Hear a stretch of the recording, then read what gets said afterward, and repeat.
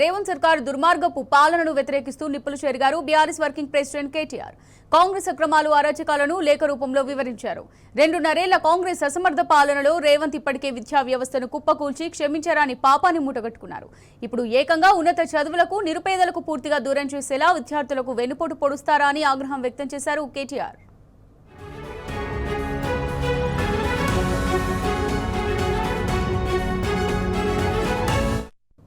రాష్ట్రంలోని 14 లక్షల మంది బీసీ, ఎస్సీ, ఎస్టీ, మైనారిటీ విద్యార్థులకు కొండంత అండగా నిలిచే ఫీజు రియంబర్స్మెంట్ పథకాన్ని రద్దు చేసేలా మీరు చేస్తున్న కుట్ర భయంకరమైనదని నిప్పులు చెరిగారు.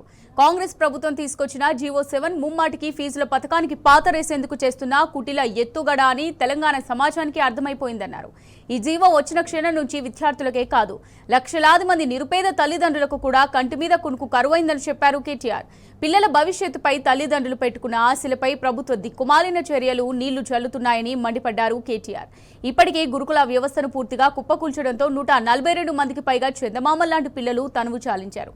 కనీసం సరైన భోజనం కూడా కల్పించలేని చేతకాని సర్కార్ వల్ల ఇప్పటికీ వేలాది మంది విద్యార్థులు ఆసుపత్రుల పాలవుతూనే ఉన్నారని ఫైర్ అయ్యారు.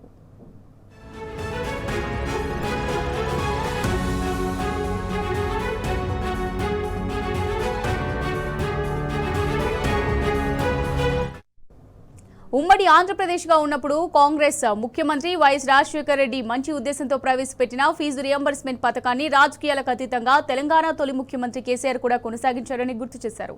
విద్యార్థుల ఉన్నత చదువులకు ఇబ్బందులు తలెత్తకుండా ఎప్పటికప్పుడు చర్యలు తీసుకున్నారని చెప్పారు. కానీ కాంగ్రెస్ అధికారంలోకి వచ్చిన నాటి నుంచి ఫీజు రియంబర్స్మెంట్ పథకానికి గ్రహణం పట్టిందని ఫైర్ అయ్యారు. అసెంబ్లీ ఎన్నికల్లో ఇచ్చిన గ్యారంటీలను ఇప్పటికే గాలికొదిలేసి 4 కోట్ల ప్రజలకు తీరని ద్రోహం చేశారు. చివరికి గతంలో మీ సొంత పార్టీ ప్రభుత్వం అమలు చేసిన ఫీజుల పథకానికి తూట్లు పొడవడానికి సిగ్గనిపించడం లేదా అని ఘాటు విమర్శలు చేశారు కేటీఆర్. ఈ పథకాన్ని సమాధి చేసేలా విడుదల చేసిన జీవో-7 ముమ్మాటికి ఫీజు రియంబర్స్మెంట్ ను ఎత్తేసేందుకు తెచ్చిన చీకటి జీవో మాత్రమే అని నిప్పులు చెరిగారు. విద్యార్థుల భవిష్యత్తును అంధకారంలోకి నెట్టే ఈ జీవో-7 ను వెంటనే వెనక్కి తీసుకుని విద్యార్థి లోకానికి క్షమాపణలు చెప్పాలని బీఆర్ఎస్ పక్షాన డిమాండ్ చేశారు కేటీఆర్.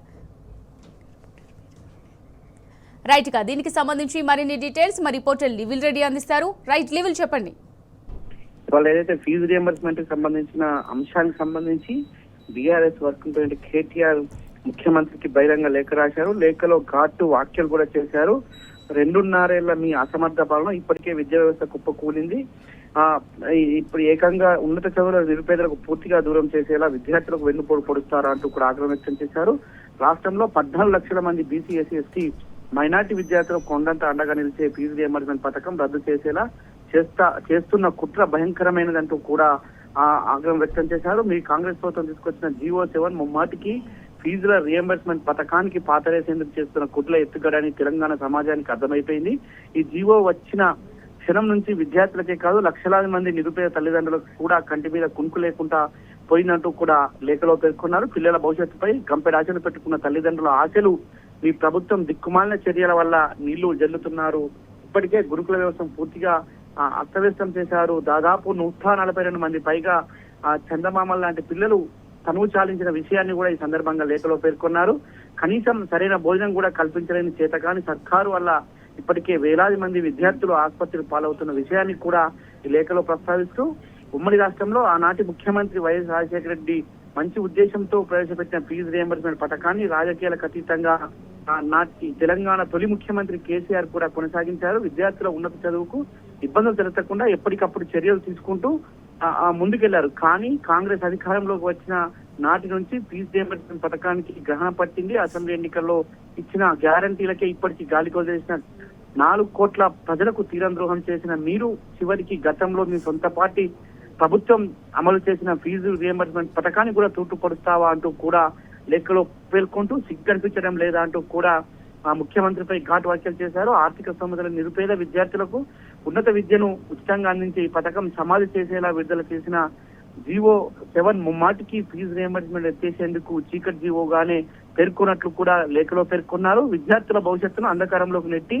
జీవో-7 ను వెంటనే వెనక్కి తీసుకొని విద్యార్థి లోకానికి క్షమాపణ చెప్పాలని బీఆర్ఎస్ పక్షాన డిమాండ్ చేస్తున్నట్లు లేఖలో పేర్కొంటూ విద్య కోసం ఖర్చు చేసే ప్రభుత్వాలు విద్యార్థుల భవిష్యత్తుకు పెట్టే పెట్టుబడిగా బాధ్యతగా చూడాలే తప్ప భారంగా భావించి చేతులు దులుపుకోవడం సిగ్గుచేటు అంటూ కూడా ఆగ్రహం వ్యక్తం చేశారు.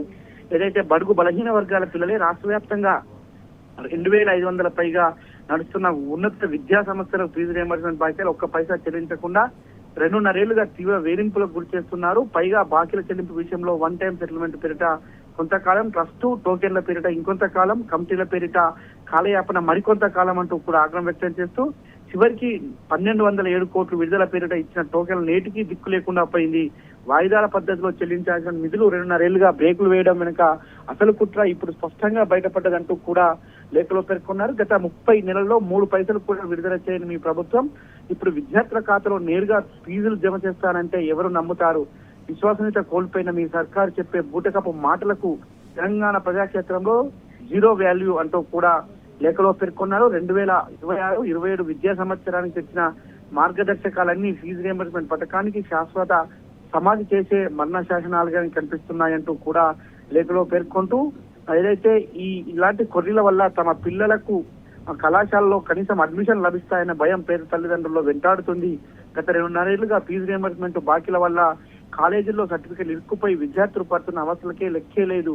విద్యార్థుల తల్లిదండ్రులు ఫీజుల భారాన్ని మోపి వారిని అప్పులపాలు చేసే సర్కారు కుట్రను ఎట్టి పరిస్థితుల్లో బీఆర్ఎస్ పార్టీ ఉపేక్షించే ప్రసక్తే లేదు. అలాగే 10,000 కోట్ల బకాయిలు ఎప్పుడు విడుదల చేస్తారనే విషయం ప్రభుత్వానికి నేటికి చెప్పకపోవడం నీ నయవంచనకు విధానాలకు నిదర్శనం అంటూ కూడా ఆగ్రహం వ్యక్తం చేశారు. ఏదైతే ఆ 420 హామీలు దేవుడెరుగు చివరికి ఉన్న పథకాలను కూడా ఊడగొడుతున్న మీ 2.5 ఏళ్ల అసమర్థ పాలన నిదర్శనం అంటూ కూడా గుర్తు చేస్తూ ఒకవైపు 3.75 లక్షల కోట్ల అప్పులు చేసిన ఫీజు రియంబర్స్మెంట్ బకాయిలు మాత్రం ₹1 కూడా విడుదల చేయకపోవడం దుర్మార్గం అంటూ కూడా ఆగ్రహం వ్యక్తం చేశారు.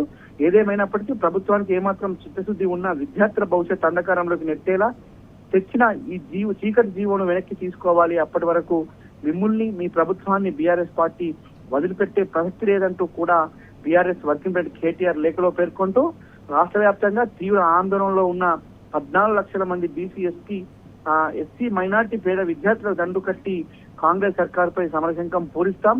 ఇప్పటికే అన్నదాతలు ఆందోళన అతుడుకుతున్న రాష్ట్రంలో దగాపడ్డ విద్యార్థి గర్జిస్తే మీరు మీ మంత్రుల రోడ్డుపై తిరగలేరు గుర్తుపెట్టుకున్నట్టు కూడా కేటీఆర్ లేఖలో ఘాటు వ్యాఖ్యలు చేశారు.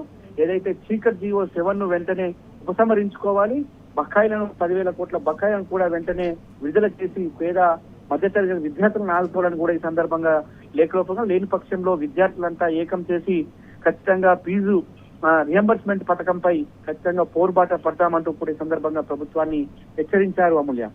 Right, thank you లీవిల్.